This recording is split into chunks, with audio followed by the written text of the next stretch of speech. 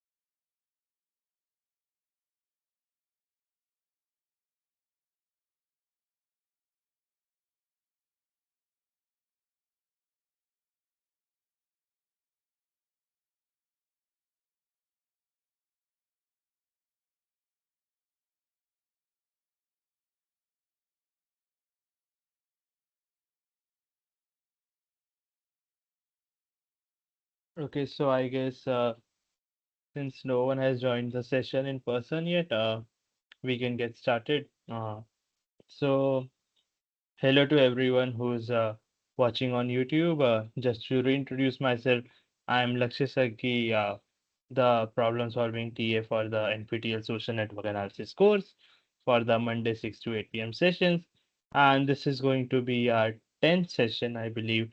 And yeah, and in this session, we are going to be discussing like most of the time, like as has been the case, we'll be spending on revising the contents for revising the contents which have been discussed in this week, and in the end we'll also have some problems related to the topics which were covered this week. So mostly the topics covered this week were more also first there were like some lectures were briefly on introduction to like neural networks and what are neural networks and all, just giving you guys a high level idea. And then afterwards, uh, main mathematical part was the graph or like representation learning part.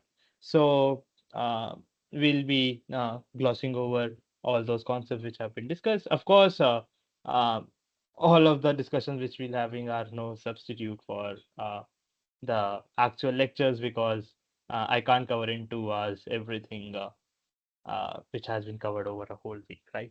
So, these sessions should be treated as such, like more of summary sessions rather than actual uh, full length discussions. And so, yeah, I'll be assuming that you guys have gone through the lectures and we'll be mostly like glossing over the high level concepts covered in this week because I believe there were a lot of new ideas covered in this week. So, yeah, it would be a good idea for you guys to watch the lecture videos first. Okay, then, so without further ado, I guess we can get started. I've prepared a bunch of problems. I'll just share my screen and yeah, we can get started.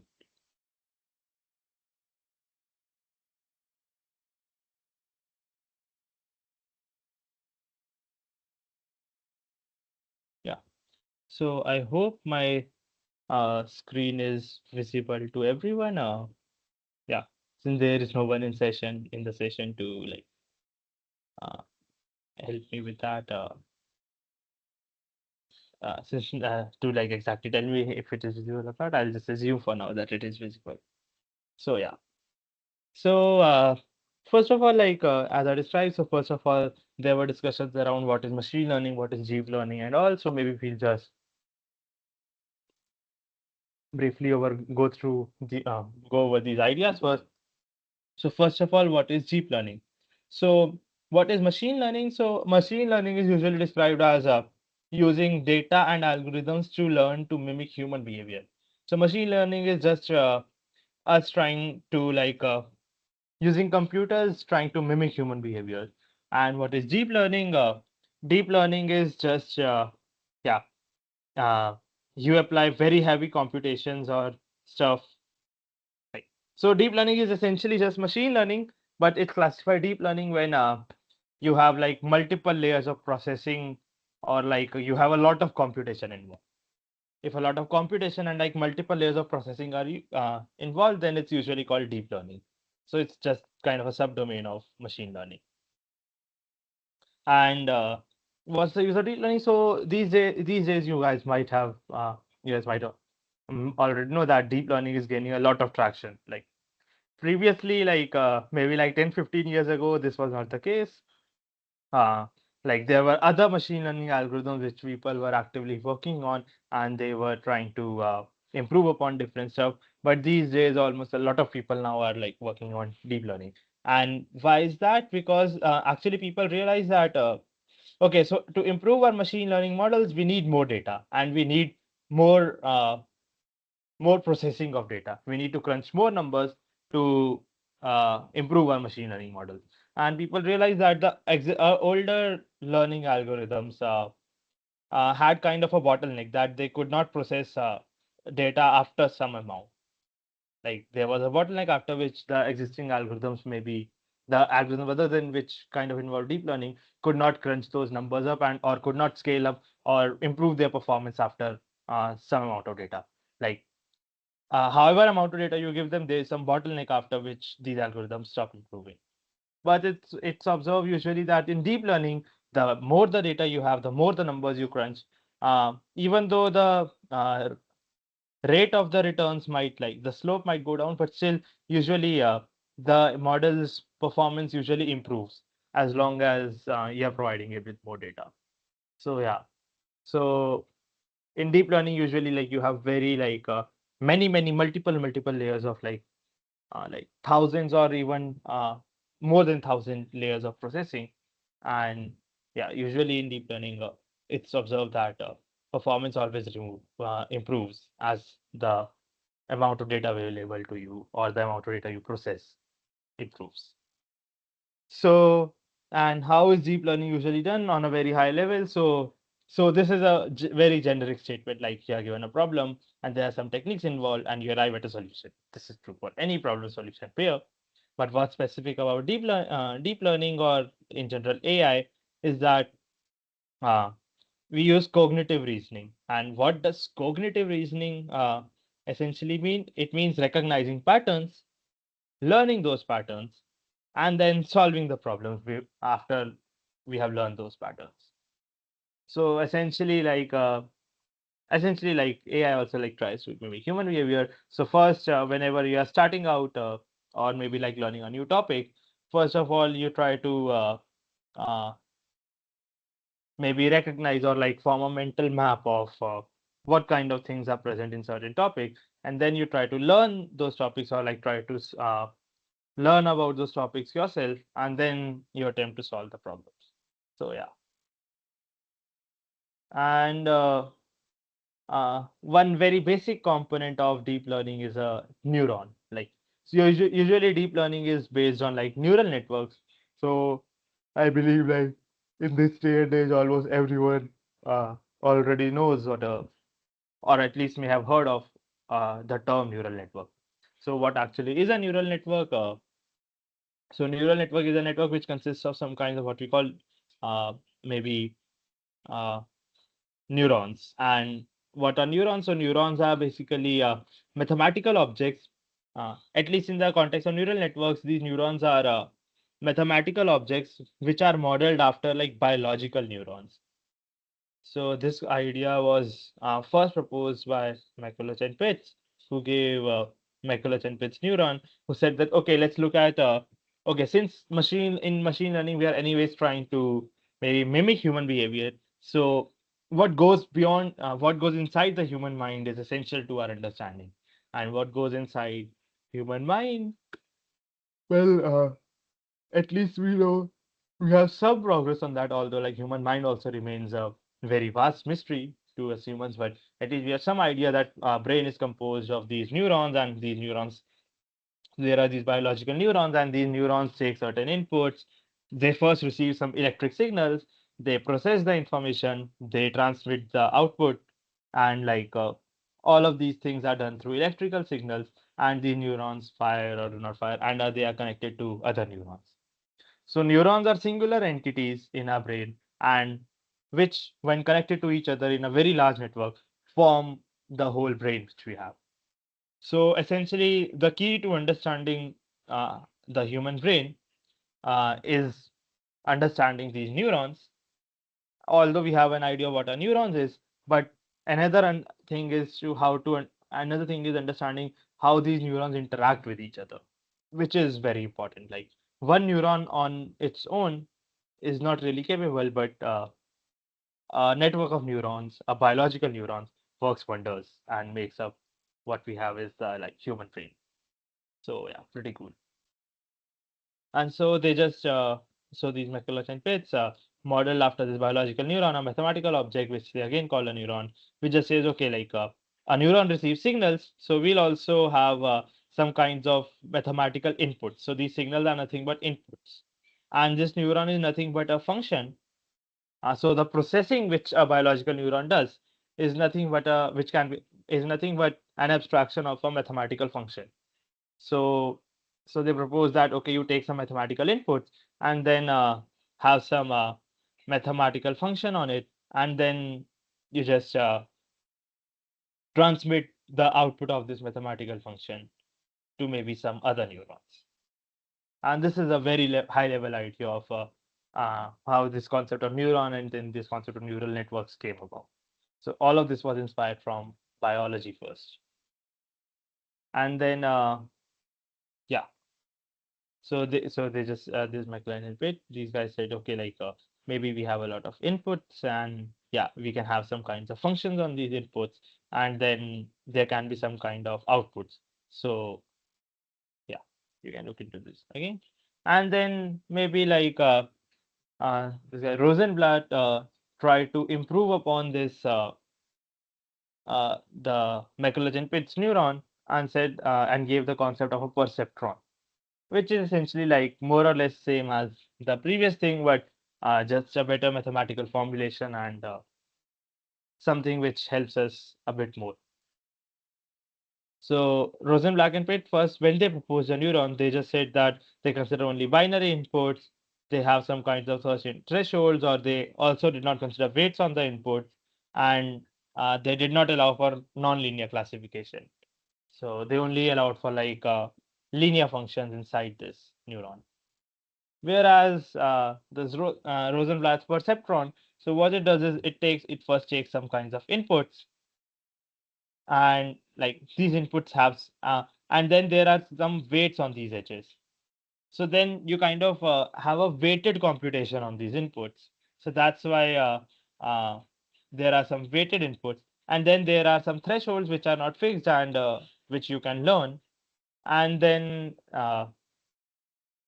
like yeah, and when the output goes through this and when we have like some kind of a linear combination of these weighted inputs, then we have some kind of a function uh, which is usually called like activation function going out of this, and the output of the activation function is the final output, and this activation function makes for like non-linear classification possible. So what you usually have is you usually have a like so suppose inputs are like x1 till xn and these weights are w1 to wn. So what this function does is it computes the sum w1 x1 plus w2 x2 plus w3 x3 till wn xn, and then you give this value summation wi xi to the activation function, and this activation function can be any function. It can be exponential function, it can be sine function, or whatever. But there are certain activation functions which are normally used, but it can be like really anything in principle. And then the value of this activation function is the output. So just Rosenblatt just kind of extended this idea uh, of neuron to a perceptron. And these modern day perceptrons, like these perceptrons are the kinds of entities which are used to construct modern day neural networks. So yeah. And then what are kind of feed forward neural networks? So what are feed forward networks? So first of all, so we had this kind of an perceptron first. So now if we know what a perceptron is, then it can be abstracted out.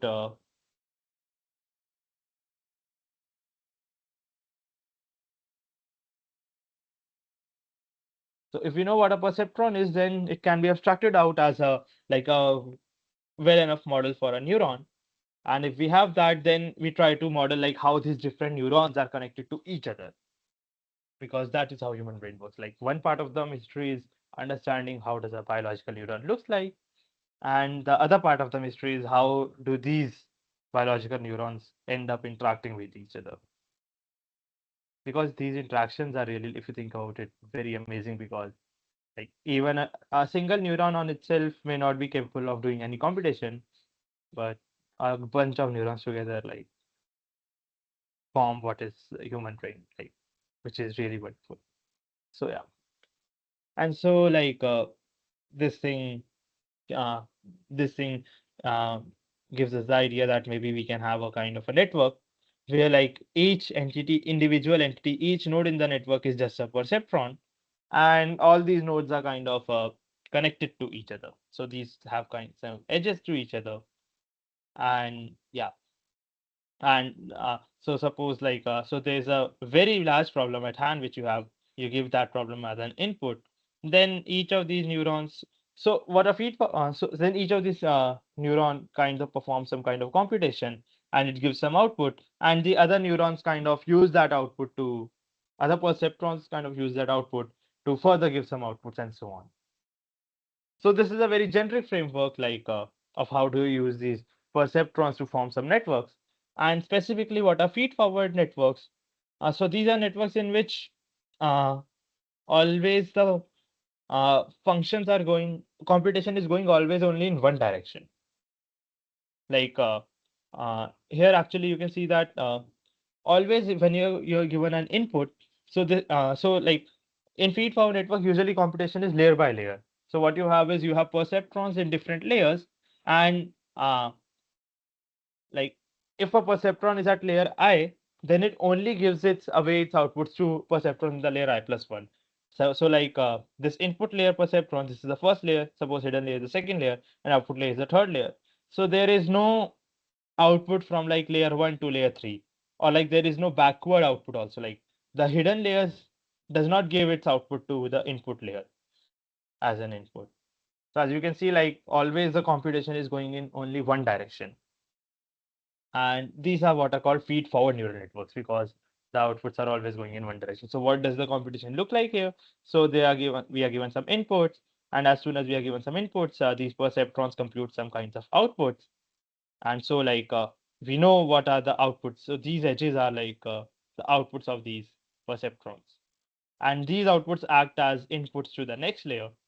And so now this hidden layer performs some computation based on the inputs received to it, and then its outputs are inputs to the output layer. So output of layer I is essentially input of layer I plus one in a feed forward network. And this is how the computation goes in a feed forward network. But so here we talked about these weights, these input weights in a network. And we said that the thresholds, these weights, all of these things are learnable. So what do we mean by that? Like we said that these weights, we set some weights, but what weights do we exactly set with respect to the different inputs? This is uh, so the task of like finding out what's the optimal arrangement of these weights is what you actually call like learning in a neural network. So when we say we are learning in a neural network or like in any machine learning, like it's actually just finding out the optimum value of these parameters, like these weights or the thresholds and so on. So usually in neural networks, you may have heard you may have heard the term backpropagation. So neural networks or these feed-forward networks, especially, are kind of really nice in the manner that uh, their computation goes in one manner, but we also need to find out what's the optimal assignment of weights, right? And this process of finding out the optimal weights is kind of where the magic of like learning of neural network lies. And in that, the standard algorithm which is used to learn the weights is called backpropagation, and it's a really nice idea. Maybe so if you want to go into the math of backpropagation, maybe you can watch the lecture videos. So some ideas of backpropagation have been discussed in the lecture videos. And if you want to learn more, like you can obviously like there are multitudes of pointers available on the internet. Maybe I'll not get into the math of backpropagation right now. But yeah, so the high level idea which I want to classify is okay. Whenever you are giving some input and your network wants to give some output, then the computation goes in the forward manner. Like there are inputs of layer I, the outputs of layer I go into as inputs to layer I plus one, and then outputs of layer I plus one go as inputs to layer I plus two, and so on. And this is how your computation proceeds. But if you want to learn the parameters, actually, the computation kind of proceeds in reverse. Like you see the output, and then you compute some derivatives of that output with respect to the previous layer, and then you compute the derivatives of outputs of the previous layer with respect to uh, like like the the layer prior to the previous layer, and so on. So computation, the in these feed forward networks, the computation or like the actual uh, output computation proceeds in forward manner, whereas the learning part of the neural network proceeds in a backward manner. And that's called like that's why it's called back propagation. So you can look into it further if you want. And now if you know what a generic neural network is, then there comes an idea of like convolutional neural networks. So in a neural network in general, what we have is this input layer, this hidden layer, and output layer. And note that all the nodes of layer I and layer I plus one may be connected to each other. But note that more the number of connections, more is the number of parameters involved in the network. And more is usually the number of parameters involved, which we have to learn. More is the computation involved in learning the network. So these convolutional neural networks are a really nice idea, which are used usually in image classification. So usually what happens, the key idea in convolutional neural networks is, okay, so suppose like I give you an image and I want you to classify whether this image contains a flower or not, or maybe anything like that. Then uh, there's a very nice thing about images, that there is a lot of like locality involved, like in any real world thing. Like if you see a flower, then you will know that maybe so the image is given in terms of pixels, right? So whenever you're given one pixel which belongs to a flower, then probably some pixels around it also belong to a flower. But note that when you represent the network in this layer wise manner, then this kind of a neighborhood information is lost. And this is why like it involves a lot of parameters and it requires a lot of computation. So usually for images, the idea of convolutional neural networks is really helpful, because what it says is, okay, like suppose I want you to find out a flower in a network, then maybe you don't need to look at the whole picture as a whole. Maybe a flower is situated, let's say, somewhere in a, like, let's say a 4x4 square inside. uh so suppose the image, let's say, has like 720. So image is like so an image is just like a bunch of pixel values, right? So let's say there are 720 cross 720 pixels in the image, but the flower is, let's say, situated only in maybe 25 cross 25 uh, size area. So you don't actually need to search in the whole, like you don't need to take into account all the 720 cross 720 pixels at once. You can only look at combinations of 25 cross 25 pixels at once and see if first 25 cross 25 square contains a flower, or if the second contains a flower, or if the third contains a flower, and so on. And this is the high level idea of convolution and neural networks. And like what they try to do is they try to kind of take advantage of this locality. Like you really so because if you have a flower, it can, like if you have a flower and its size, let's say, in a 25 cross 25 pixel 25 cross 25 size pixel, then it cannot be that the flower starts at, let's say, row 1 and ends at row 1000, or like at ends at row like 600. Because we know that if the flower starts at row 1 and if the flower is contained in a 25 cross 25 size square, then it must end at most at rows number 26. And that's why the computation is saved, that you don't need to actually consider the rows 26 onwards. So this is a very high level idea of why I'm describing like why the intuition of convolutional neural networks came about. And that's why these are able to capture neighborhood information, and they are translation invariant. You can look at what is translation invariant. It's not really too difficult. So just consider this example again. So is there a flower in this image?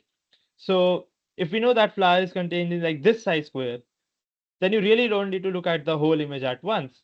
What you need to look at is different small squares in this image, and just see whether, okay, whether this square has a flower, whether this square has a flower, whether this square has a flower, whether this square has a flower, and so on. So actually, what you are looking at in the image, like, reduce the number of parameters involved in the image reduces significantly. Like, because initially if you had to look at the whole image at once, suppose you needed to use, like, you need to look at 100 cross 100 pixels at once.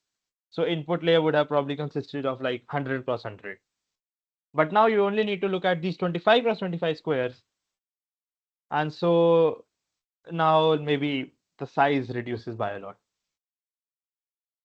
Yeah. So this is a very high level idea of why convolution neural networks are helpful and how these came about, and yeah, how do they save computation? So they save computation because of this locality property that mm, if something is present in the image, then that thing will be a continuous thing. It cannot be like half part of the flower is here and half part of the flower is here. Then it really is not a flower, it's maybe something else totally. So yeah. So this is the high level idea of convolution neural network. And these 5 cross 5 were like what 25 cross 25 squares, which I just described, uh, by which you look at that part and see whether it contains a flower or not, are what are called usually kernels. Yeah. And these are like these convolutional networks are mainly used for image process. As I said, like you cannot just blindly apply convolutional neural networks to anywhere. Like these convolutional neural networks need to have the property that need to have like you can only apply these CNNs to the instances which have this locality property. And like images or like real world items tend to have like this locality property because unless you are a ghost, you'll exist in a continuous 3D space. It can't be that your hand is lying in one part of the room and your feet are in some other part or some other room. You will exist as a singular entity inside the room, right? Yeah, so I'm just talking very abstractly right now, but this is the main idea behind convolutional neural networks. And so yeah, these squares are what are called the kernel. So you take the first square, you take the second square, you take the third square, and so on, and see in whether all of these kernels some things are present or not. And there are some kinds of operations which are called convolutions involved with these kernels, which I'll really not get into. You can look at that later on. But the high level idea is okay. Like first you take the input, then you look at these small squares, and suppose you want to identify the hand, then maybe like all these squares will form what are called some feature maps in the convolutional neural network. And then what you do is maybe instead of looking at this square as a whole, uh, or maybe looking at this feature map as a whole, you kind of try to downsample it. And yeah, so these are the kinds of steps like okay, so suppose there were like this was a 20 cross 20 size matrix. Then after downsampling it, it's a like 10 cross 10 size matrix. So what this helps us is in like reducing the size of uh, the network or the images involved. So you can look. So I can just describe the high level idea. You can look into the like details of this convolutional neural networks yourself. But these are the high level. Yeah. in- Involved. Like you look at these smaller squares, you take convolutions, and then and then you like sample these squares, and then you again perform convolution. You again sample, and this goes on uh, till you find some layers from which you can find out some outputs. So yeah, but these convolution networks, the key takeaway is they work because of this locality property. Maybe I should just mention this also because like um, it happens like okay, so if one is not aware of the basics of like neural networks and all, one may try to blindly apply convolutional networks to any arbitrary problem. So in that case you won't really get any results and you'll just get some rubbish results. So the idea is to first identify the problem even has this local convolutional neural networks are only useful if the underlying proper in the underlying problem has the locality property. For example, image classification or images in general have locality, property,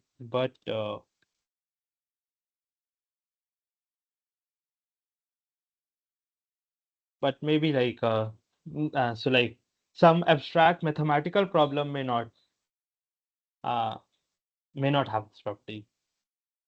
Uh, so for example, yeah. So suppose like but like mathematical problems like maybe stock price prediction or any something, stock price prediction, etc., may not have this property. So in that case, you really can't have a convolutional neural network here. If you try to use a convolutional network, you will really get some really bad results. So, and then another type of neural networks are what are called recurrent neural networks. So previously, like so, what we just described, these convolutional neural networks also are like feed-forward networks. Like given an input, the computation goes only in proceeds in only one direction. In recurrent neural networks, uh, this is not the case. In recurrent neural networks, computation actually proceeds in not just one direction, but like the computation can form cycles. Like as you can see here, so like if you form a network where the output is again the input, like if there is like say a perceptron whose output the output of that perceptron is also the input of that perceptron. So consider this kind of an high level idea. So what this kind of helps us is in like capturing things evolving over time or something. So suppose like this perceptron at some time t evaluated something and it outputted that thing at time t. Then note that there will be some delay in traveling like this. So let's say the output at time t travels through this node and becomes an input at time t plus 1. So output of this perceptron at time t becomes the input of this perceptron at time t plus 1. And so then the output at t plus 2 or maybe an output at t plus 1 will become an input at t plus 2 and so on. So this kind of idea goes on. And this thing can be represented like so we are just in the lectures, this figure was just represented with 4 layers, but it goes on to infinite layers. So what happens is at time 0, you're doing some computation, which is input to like time 1. At time 1, you're doing some computation, which is input to the same network at time 2. And this goes on till like however long you want it to be. And this is the underlying idea of recurrent neural networks that so what these helps us capture is like a notion of things or maybe output changing over time because output at t becomes input at t plus 1 and so on. And yeah, so this is the high level idea and like yeah. So previously these feed forward networks only require some fixed length input because the first layer had some kind of an input. But these recurrent neural networks do not require a fixed length input because like you can give whole input like you can give some part of the input at time t, some part of the input at time t plus 1 and so on. So yeah. And these are generally used for sequential data because as I said like there's a notion of time usually involved with recurrent neural networks and this is why you have like these sequential data and they have this concept of memory because whatever your output is at some time is like due to uh, uh, the computation involved at previous times. So yeah, so the high level I so and you can think of these recurrent neural networks as maybe these feed forward networks of like infinite length, maybe not just length 4. So this was just drawn as an illustration in the lectures, but these feed forward networks of infinite length are essentially what are these recurrent neural networks. So these recurrent neural networks kind of have a somewhat concept of memory, not exactly, but you can like sometimes say like how from how the function evolved over time that what were the outputs at previous times and they can handle inputs of varying length and note that so if you model this recurrent neural network as a feed forward network of infinite time of infinite length. Then like first layer represents at the network at time 0, second layer represents network at time 1, third layer at network at time 2, network at time 3, and so on. So when you are learning the weights of this recurrent neural network, you will essentially be performing a back propagation on this feed forward network. And what do we mean by back propagation on this network? It's essentially saying that you are doing back propagation over time, because note that uh, this is just a representation of this network. So actually there are no layers involved, but like going forward in the layer means going forward in time, and going backward in the layers means going backward in time. And in back propagation we go backward in layers. So essentially we are going backward through time in back propagation in these recurrent neural networks. So yeah, just a higher level idea again of what are recurrent neural networks. And then there is this concept of like what has again like gained traction very recently, maybe like last 10 years, 15 years, in like NLP, natural language processing, and so on, is this concept of attention. And why is this concept of attention needed? Like we need something to capture context. Like recurrent neural networks are not able to do this, but in general, what do you mean by attention? Like we need something to in so this idea of attention came about in the domain of natural language processing first. So while identifying like what does a statement mean, so we need to capture like what does the context of the statement also. So, for example, this was discussed in the lecture also. So, suppose there are two English statements. The animal didn't cross the street because it was too tired, and the animal didn't cross the street because it was flooded. So, here note that the structure of the sentence almost remains the same, but here this it refers to the animal, because a street cannot get tired, like only the animal can get tired. But here the it refers to the street, because animal does not get flooded, the street gets flooded. So note that identifying what does this it associate to requires some kind of a memory, right? You cannot look at this just as a like a token by token. Like you cannot just look at the sentence word by word and just say what the sentence means. You really need to look at uh, what do we have here? Like we have this too tired, and like only after reading this statement too tired will we be able to say what did this it refer to. So you cannot just go in one direction and say, okay, I'm reading the sentence forward, forward, forward, forward, and I can just say, like, at this point, what does this it mean? I can only say, what does this it mean after I've read the whole sentence. Like, it cannot be like, if I read the sentence in a straightforward manner, I may not be able to tell what this it says, like, till this part of the sentence. I really have to look at the last part of the sentence to really know that what did this it refer to. And this is where this concept of attention comes into the picture. Like you really need to hold on to this it till you finish the sentence, and only then assign some meaning to it, right?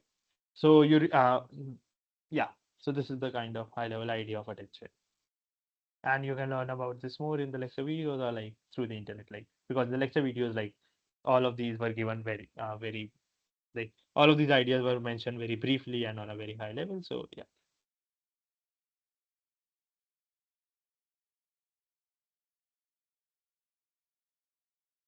yeah. So moving on, like so. Um, So continuing this discussion of maybe machine learning and all. So what's some standard machine learning pipelines? So suppose you have to solve a problem using machine learning. So what is the high level meta algorithm which you use? So first you have to collect the data, because in machine learning what one does is uh, one usually collects some data and then crunches those data to like maybe perform some computations. So first of all, one has to prepare the data, where one requires collecting the data, and then one requires to pre-process the data, because the collected data may be very unstructured and noisy. So one needs to clean that data and so on. And note that even after like pre-processing this data, note that a significant part of that data may be useless to us. So we really don't want to give the data as it is as an input to our maybe machine learning algorithms or something, because there may be a bunch of garbage uh, associated in the data. So for even after pre-processing the data, one has to abstract relevant features out of that data. And yeah, this feature extraction is something which is really important. Like you can, if you just pre-process the data and give it as it is as input, then maybe your algorithm, maybe you may not be able to learn efficiently, or maybe your algorithm would be as good. So first you need to identify some good features relevant to your problem from the data, and then after extracting those features, you use those features in your learning algorithm, machine learning algorithm. So yeah, so this is the high level. And note that uh, further from now on, in at least for this in the context of this session, we won't be talking about these steps or this step. We'll be focusing on this feature extraction step, because note that this feature extraction is a very important uh, like is also a very important step. Like feature extraction involves like finding out what are the relevant things from the data and how do you represent them efficiently. So yeah, because the better is your feature extraction, like the better will be your machine learning algorithm in the end. So yeah, so like there are some examples of like extracting features from the text. For example, like several features can be extracted from some set of tweets, let's say, or some set of text. For example, co-occurrence of certain words, number of times an author publishes a tweet, number of likes on a given tweet, number of retweets on a given tweet, and so on. So maybe not the sentence itself, but maybe these features, maybe not the tweet itself, but maybe the suppose the problem at hand is uh, determining whether a tweet is like a positive tweet or a negative tweet, or maybe like classifying whether a tweet is just a scam, maybe, or whether it is an actual tweet.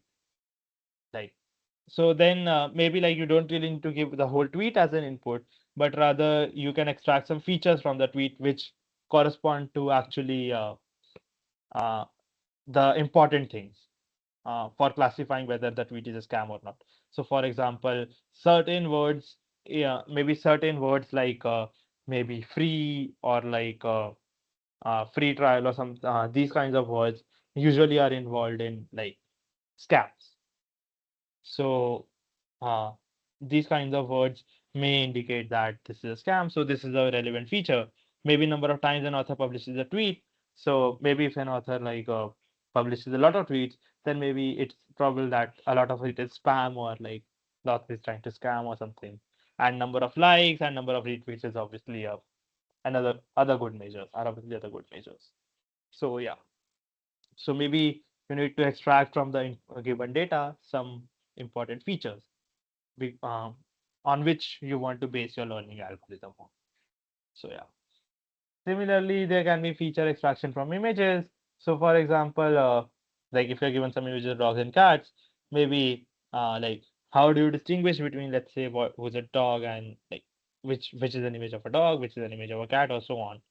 So maybe like maybe cats and dogs have like very distinguished ears, so maybe coordinates of ears or something. Maybe number of whiskers is a indicator of whether it's a dog or cat. Shape of the eyes is also an important indicator of whether it's a dog or a cat, or so on. So rather than giving the whole image as an input, you try to first extract out these features, and then using these features you try to like classify. So yeah. But note that like okay, like describing this problem of feature extraction on high level is very easy, but actually identifying what are good features is a hard problem, because like as I said, like maybe for some kinds of problems, the features desired may be different. For some others, it may be different. So this is a very subjective thing. Like what kind of features work best for us for a certain problem? What kind of features are the best, and what for what problem? What kind of features are maybe bad? So this is in itself, as you can see, a very mathematical like. it's very hard to classify mathematically, and that's why it's a very rich research question. Like it has a very rich literature around it. This idea, this concept of feature extraction. So yeah, so these are the problems. Like how should one choose which features to extract? Should one take all the features? Should we take few out of them? Is it encapsulate? And so can the learning algorithm itself find out the correct features for us rather than us giving the algorithm the features? Because if we have to give, then the problem it becomes like problem specific. But if the learning algorithm itself can find out the features, then it's like less problem specific and more general method. Yeah. And this area which deals with all of this is called like this feature extraction is called like representation learning. So representation learning is a field of machine learning concerned with the automatic computation of features from a given data. So yeah, if you have some data and you really don't want you're trying to solve some problem at hand, but you really don't want to find out like really don't want to give features on your own because like yeah, then it's a bit subjective and not really very mathematical. Then this representation learning theory kinds of there's a significant amount of work in this which tries to find out using some learning algorithm itself, like the set of correct features which one should use. So yeah, yeah. So most algorithms are based on learning some vectors, and representations are again, as I said, like they are mostly task dependent. You really cannot have like task independent things because for one problem maybe one feature is important, for some other problem some other feature is important. So for example, yeah, yeah. So for example, let's say if one wants to extract out like images, like features from images, like what kind of feature extractions are good in images or so on, then yeah. So images are typically embedded in a feature vector space, and their distance in vector space preserve the relative dissimilarities. And yeah, so uh, yeah, maybe if you are trying to represent some features of the images through some vectors, then note that these vectors can get skewed or like you can maybe just increase like like suppose there are some images of shoes, and then if you just increase some heel heights, the images will become completely changed and so on. Yeah. So then this is like this heel height is an uh, important feature here. Like it helps us distinguish between like what are heels, what are shoes, what are like uh yeah, some fancier shoes. I don't know what to say this. Yeah. But yeah. So as you increase the heel height, like you can see like different clusters of images being formed. So yeah. So yeah, so this maybe this heel height is a good feature for us. And note that this can be embedded in a vector space, like given any like image, like you want to find out what's the heel height. So this can be found out using like some abstractions from vector spaces and so on. And these kinds of things, yeah, help us identify maybe similarity between images or similarity or dissimilarity between entities. So yeah. So what you'll have to do is so note that before even like doing your whatever your learning algorithm is, you first want to find out like how do you even find out the feature vector for this heel height for any given image, because it is not a like so the input given to you, the input given to your computation is just this image. Maybe it's this shoe, this or this. It's not given whether your image contains a heel or anything at all. This is something again which you have to extract out yourself. So, even though this is an interesting feature, the heel height is a feature which helps us distinguish images. But abstracting out this feature itself is not an obvious task. It's something which has to be computed. And again, so there are algorithms like there are machine learning algorithms, so on, like which try to abstract out these features, which are relevant features from the images. And yeah, these are the ideas which are key to representation learning.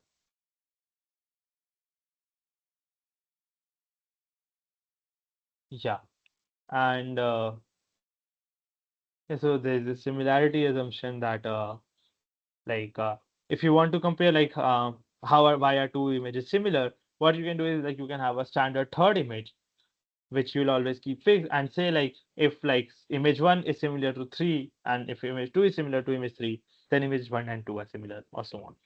So it's just like kind of trying to take out some standard point of reference. Yeah. And again, like moving on from images uh, to much more abstract problem and much more general problem is like moving on to like feature learning in graphs because uh, as we know, like graphs are much more general entities and they can represent a number of items.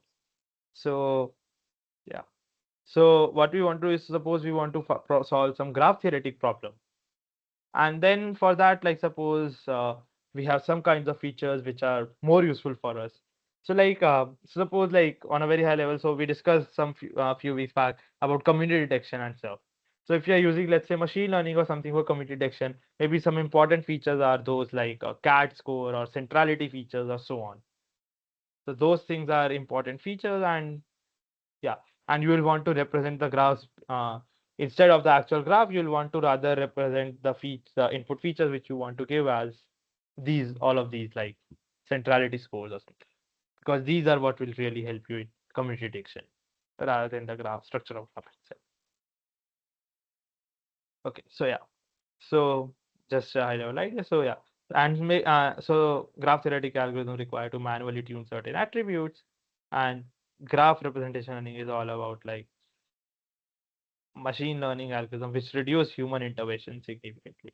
So we always don't want to have like a graph representation like for a specific problem, like always we are the ones who have to design features, then it's really bad. We want some central. Yeah. So we want to solve graph problem on the own. We trivialize a graph, which is input to the algorithm. So, yeah. So for example, like in graph representation learning, some examples can be embedding similar types of nodes.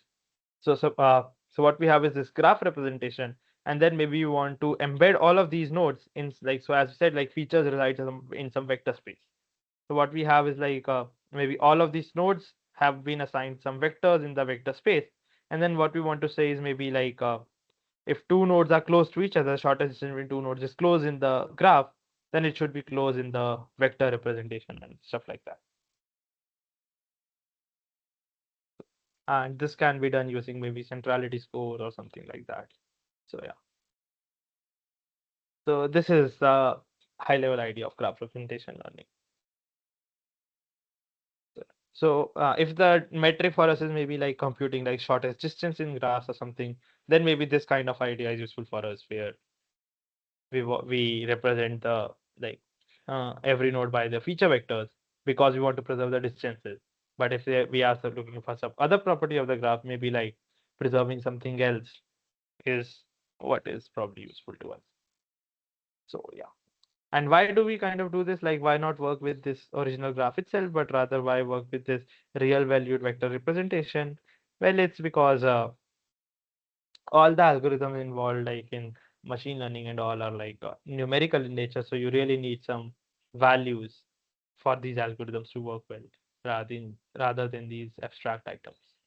And also, like this helps us simplify the problem at large because in graph, like these kinds of graphs are very arbitrary objects and this kind of gives like since now the vectors are residing in vector spaces, then the problem becomes somewhat easier for us because we can apply a lot of like linear algebra techniques and so on, which we really can't do if we just have graph as it is. So yeah. So as I said, like why is graph representation learning difficult? Because the graphs inherently are not sequential in nature. The graphs uh, so this is what is called like Okay, I'm forgetting the name. Yeah, so this is called like graph isomorphism, where like you can just rename the nodes of a graph and the structure of the graph may completely change.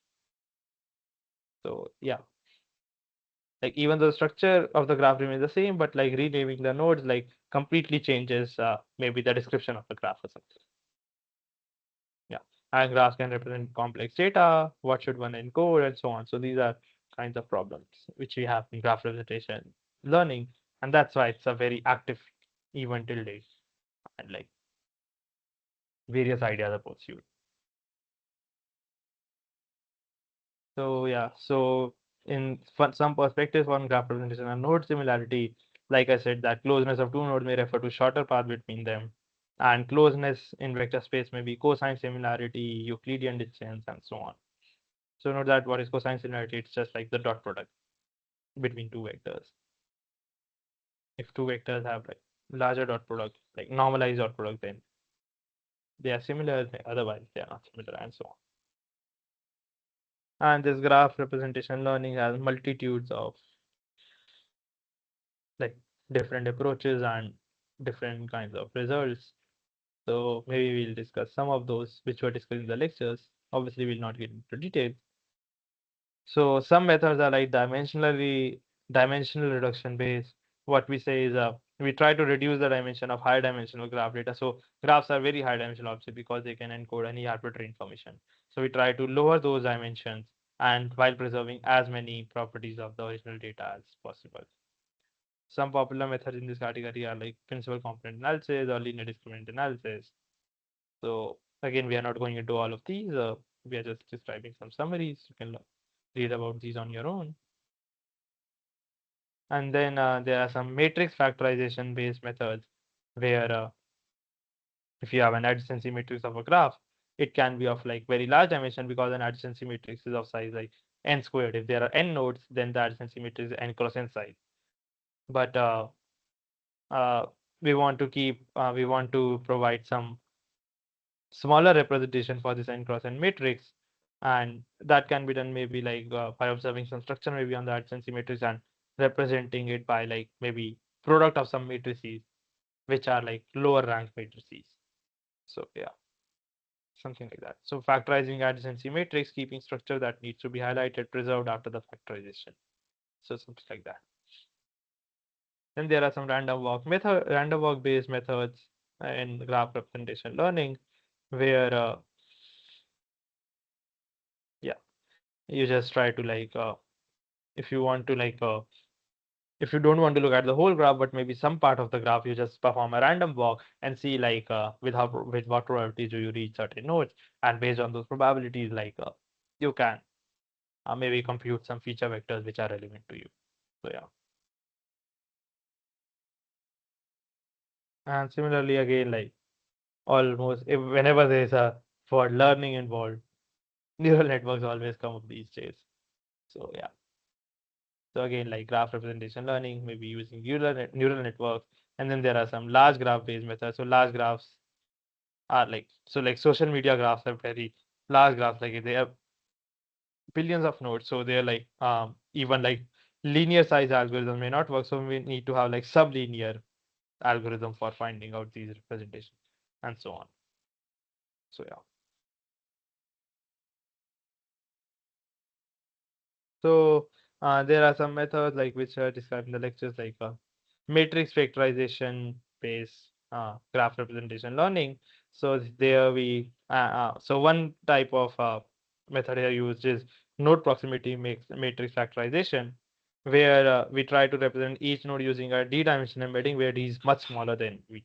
So note that a node can be represented in like n dimensions always because of the adjacency matrix, but we need some very lower dimension than that, uh, because like if n is large, then n dimensional vector is also very large.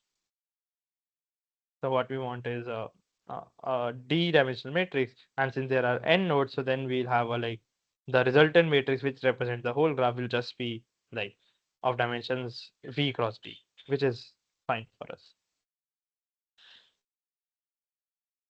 So we have some like property which we need, and then like So maybe like I'll not get into details since the details were anyways not discussed. Like they are discussed on a very high level, but not like gone into a lower level. But the high level idea is maybe like so like it's clear that you cannot preserve everything exactly. If one wants to go from like n dimensions to d dimension, like you're losing out on some information. So all obviously you will be losing out on uh, like your exact graph also. So if you are representing n dimensional nodes through smaller number of dimensions, then you will be losing out on some stuff and yeah. So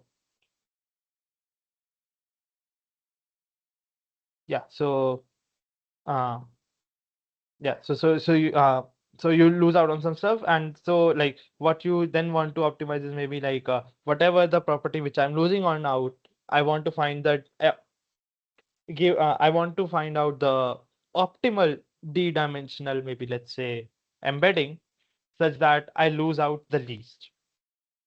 Like suppose if you have some kind of a loss function, whatever loss function you are defined, then what you want is you want to minimize this loss function when you're representing your graph as like when you're representing each node by a d-dimensional vector. So yeah, so something like that.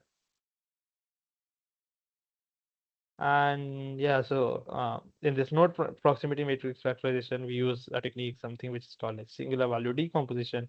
Again, like you can look into the lectures, although like in the lectures also it was not described a lot, but yeah. So SVD is a very nice idea which lets you maybe represent a graph. So what you do is like you take that adjacency matrix and like for any matrix like there exists what is called this SVD singular value decomposition. And then when you take that singular value decomposition, like uh, what is this usually called is like lower rank approximations to a matrix. So given an adjacency matrix, say you want to have like a d-dimensional, like d cross n dimension approximation to that original n cross n dimensional matrix, and that's where the singular value decomposition kind of comes into the picture, where like what you do is you can approximate the original matrix by a smaller matrix using this SVD, uh, uh, such that although like there will be obviously loss in some properties, but you can ensure that the loss in properties is minimized and so on. So this SVD is something which is used like not just in uh, like the social network analysis or something, but SVD is a like very general thing which is used like across like maybe all domains of computer science and a lot of maths also. So singular value decomposition is something I'll definitely uh, ask you guys to check out on your own and look into this in detail rather than like it was discussed on a very high level in the lectures. So yeah, I would recommend going over this in detail because SVD is like one of the most wonderful results of linear algebra, in my opinion. Like at least preliminary linear algebra. So and then again like there are some other methods like graph representation, which is like also called graph, where you have something like a skip graph model uh, to capture different k relation information between vertices in distinct subspaces. And then there are these word to vec and skip gram models. So what is word to vec? So a word representation technique used to represent words as vectors of a given size. And then skip gram is an algorithm used by word to vec to construct the vectors. And like, yeah. So maybe a lot of this was not discussed as it is in the lectures also. So yeah, maybe I'll also skip out on this part and just leave it here. So if you want to look at the maths by yourself. And then in this graph representation learning, you have something which is called like positive and negative sampling. So suppose uh, you want to find out whether there's this reference vector context vector C, and you want to find out whether any vector omega and this vector C are connected by a path of length, maximal length of path k, uh, path of maximal length k. Yeah. So then like what's positive sampling, you try to sample like you try to see whether there exists a path of length less than equal to k. And what's negative sampling, you try to answer whether there exists no path, or like maybe they are not connected by a path of maximum by a maximal path of length of k. Like negative sampling. So basically, positive sampling is finding out. In positive sampling, what we try to say is we want to find out whether they are actually connected by a path of length k. Whereas in negative sampling, we try to refute this and say that they are not connected by a path of length k. Yeah, and so yeah, so maybe like these are the loss function and like a lot of the math and everything was skipped. So maybe I'll also just uh, skip everything. But note that a very high level idea involved in all of this graph part is so what you want to first compute is these kinds of things like whether a vector, whether two vectors are connected by a maximal path of length k, or whether any two nodes are connected by a path of length k. Then what you can say is like so suppose you are given some adjacency matrix A, then the matrix A raised to the power k. So any I comma jth entry of the matrix A raised to the power k will denote whether so if the entry is non-zero, then it denotes that the two vectors, the two nodes I and j are connected by paths of length less than equal to k. So maybe one key takeaway, like maybe which you guys can take away right now is like yeah. So if you have like uh, path of length, like if you want to find out like uh, yeah, whether there exists a path of maximal length k between any two nodes I and j, then what you just need to look at is the uh, adjacency matrix A, and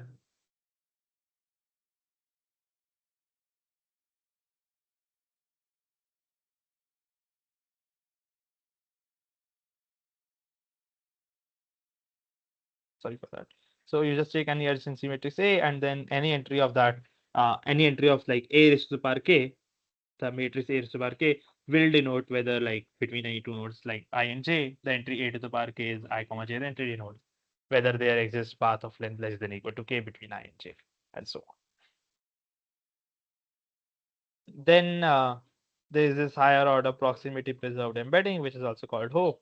So again, maybe I'll not go into the details, but the high level idea involved in this hope is like, so note that the ideas of reachability or paths or anything in undirected graphs is kind of uh, symmetric. Like if you and V have an edge, if U has an edge to V in an undirected graph, then V has an edge to U. And these kinds of things make our life simpler in case of undirected graphs. But note that in case of directed graphs, these ideas go away because there might be that there is an edge from U to V, but still there is no edge from V to U. So directed graphs are like by definition asymmetric in nature.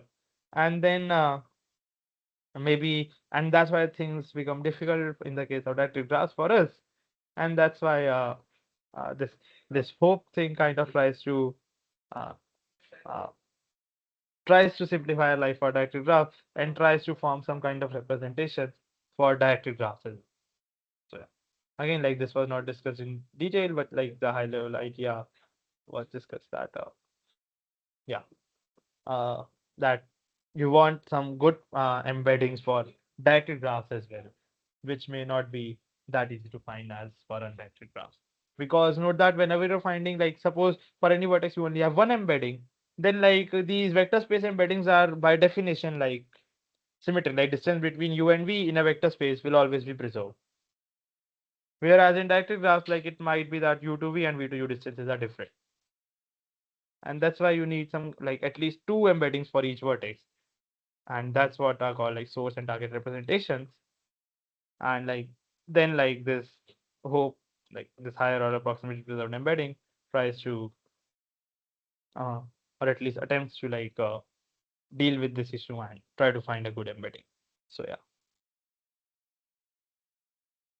Okay then, so at least this was the high level idea which I kind of wanted to discuss. So like obviously like I only discuss on a very high level. A lot of these things in lectures also were discussed on a very high level though only because I believe this in this week like uh, mostly like things were taught in a more of a not depth manner but more of a breadth manner so that everyone like all of you are aware like what kinds of things go through, but not much was covered in very depth. So yeah, so that's why like I kind of try to do the same. Yeah, so then maybe I guess since we have discussed like at least the summary for this week's lectures, we can try to answer uh, some of the questions at least. Like so, I will prepared a bunch of problems which we can solve and like to help in our understanding of at least this week's like whatever was taught. Yeah. So the first question is which of the following is not a homogeneous network? So like okay, so homogeneous network maybe it was not discussed this week, but like we already know like from previous weeks what does a homogeneous network mean. So where like maybe nodes are of the same type in a net, if in a network, if nodes are of the same type, then maybe that's what you call a homogeneous network. So in a co-author network, we know that nodes are the same type because like all the nodes are researchers and maybe uh two researchers have a node have an S between them if they are co-authors or something. So this is a homogeneous network. Citation network again is like every node may be a research paper and edges are the citation. And similarly, social media user network is again like all the users are the nodes and then like whatever you have like follow or follow friends, etc. are the edges. But what is not a homogeneous network here is this option B, which is like a cricketer and IPL team network. And why is this the case? What might think that yeah, because like in a kind of a cricketer IPL team network, what kind of a network will you be forming? You'll want to classify using the network whether one some cricketer wants belongs to some IPL team or not.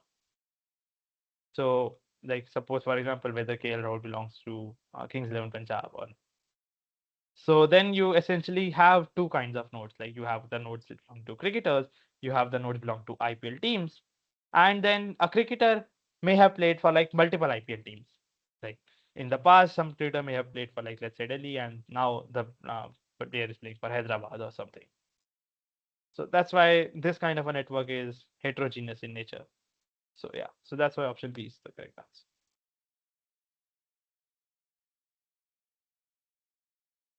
So option B. As maybe I'll just underline this.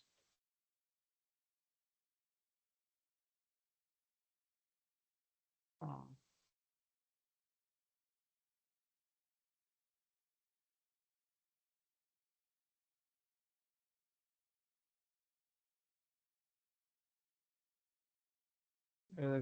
teams and uh, cricketer and IPL team nodes are uh, not homogeneous by nature because like obviously one thing belongs to like so cricketers and IPL teams are like very different set of items, not homogeneous in nature. Hence, option B is correct. Yeah. Then question second says that the number of features in a machine learning model is often smaller than the raw data set. So is this true or false? So as we already did, so I would have loved like some people to be in the meeting in person so that like I could have like found out whether you guys are paying attention or not. So we just discussed this in like feature learning, right? That essentially in any machine learning algorithm, first what we want to do is uh like okay, yeah. First we have some data and then we preprocess the data. So even if this is the raw data, we abstract out some features or abstract out some relevant features from the data. Like the input to a machine learning algorithm usually is not this pre-processed data, even it's something which is like done after the features are extracted. So yeah, that's why, because like these features are much faster than the raw data available to us. So the number of features in a machine learning model is often smaller than the raw data set. So this is true. Like features usually used are much faster. Let's go to the lectures. Maybe I'll just do like this. So okay, again so match the following graph representation of learning to their main category. So we need to find out out of, maybe I'll just first do this so that it's easier for you guys to see.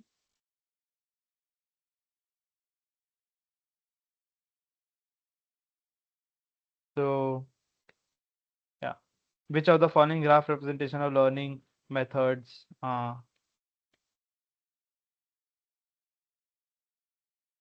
yeah, maps graph representation to their main category. So the category involved is just dimensional reduction. Okay, yeah. So these are the categories which we have. So we have this category: dimensional reduction, matrix factorization, random walk, and neural network based. So matrix factorization, random walk, so this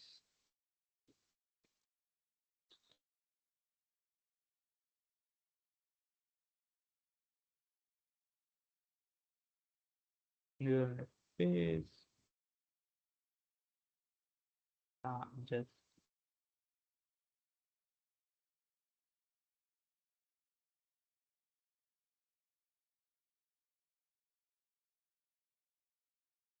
and although like I'm just making life a bit easier for you guys to see the problem, but yeah. So in dimensionality reduction, okay. So which of the following is dimensionality reduction? So as we discussed, like hope is something which is used in dimensionality reduction. Node to vec is also used for dimensionality reduction. Isometric feature mapping, maybe we did not discuss. And node to vec is again used in dimensionality reduction. Similarly,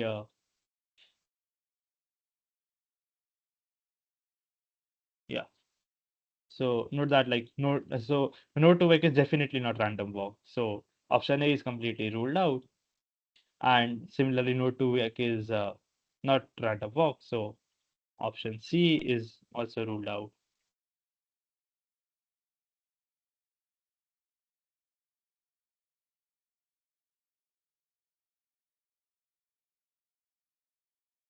Okay, yeah.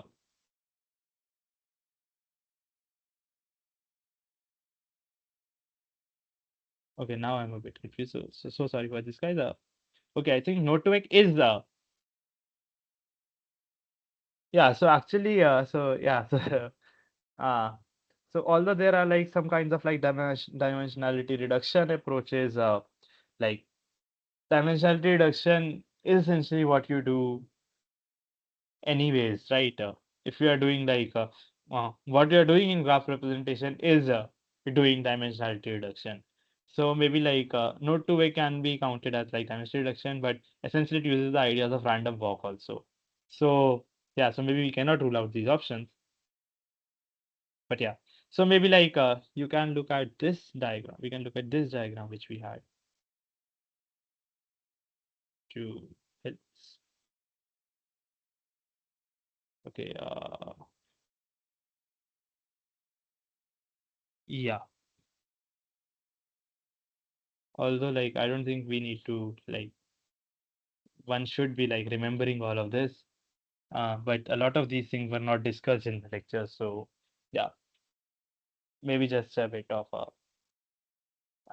yeah. So this problem, I don't think one you actually need to remember all of these things, but just those things which were discussed in the lectures need to be at least not remembered, but even their technical understanding their technical details is at least somewhat necessary. But yeah, this question is more of just who was paying too attention to the lectures rather than actually having the technical knowledge. So yeah. So on just seeing this, maybe we can solve the problem directly. So yeah. So for dimensionality reduction, what kind of ideas are there? So there is this. So there are linear methods, nonlinear methods, and they are categorized as PCA, LDA, multidimensional scaling, isometric feature mapping, local embedding, and kernel remap. So so as we can see, like dimensional reduction, isometric feature mapping, matrix factorization, GRAREP, we just discussed that. GRAREP uses matrix factorization as it does like the SVD kind of thing. Then node 2 is based on random walks. Like this we did not discuss, and neither we discuss like neural network Bayes, which is graph convolution network. But yeah, so option C is the correct one. Option C is correct as mentioned in the lecture slides. So yeah, so not a lot of lot to gain from this, but yeah, just maybe I'll just run it from here. So yeah, okay. So the fourth problem is how does the complex space complexity of representing a graph using its adjacent symmetric change which then increase the number of nodes. So we know that for a graph with n nodes, the adjacent symmetry has size n cross n, which is n square nodes. So it increases like polynomially with the number of nodes. Like it does not increase linearly because linearly is just like f of n is a linear function, but it includes but it like scales like n square. So n square is the most appropriate answer here. Like it should be like quadratically, but if quadratically is not an option, then polynomial is the best option. Like because it does not go exponentially, it does not go linearly, it does not remain constant. But like uh, quadratically is also polynomial. So yeah, since the an adjacency matrix requires V times V space,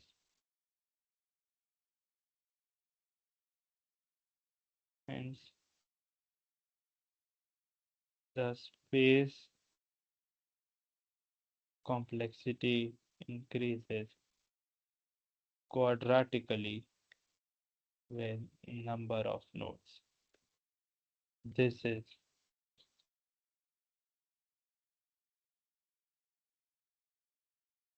and yeah, so option B is eh, option B is correct.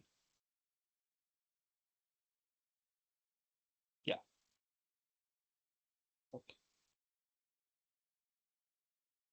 Then in fifth problem, yeah, in GRAREP for a network G comma G V comma I and its adjacency matrix A, the transition probability moving from a node W to node C in exactly k steps is given by. So this is something which I just described, maybe like so I just described in it as a path, but it can be thought of as a probability also. So it's just equal to like so suppose we have an adjacency matrix A and we have some kind of a normalization with respect to probabilities like I comma jth entry of the matrix A represents the probability of moving from node I to node J. Then transition probability of moving from node W to node C in exactly k steps is given by like something like this. The for the matrix A to the K, one needs to look at the entry W comma C.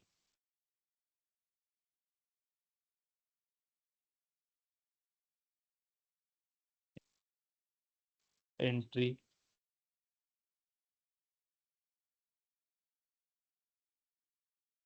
maybe I should the W comma Cth entry of A to the K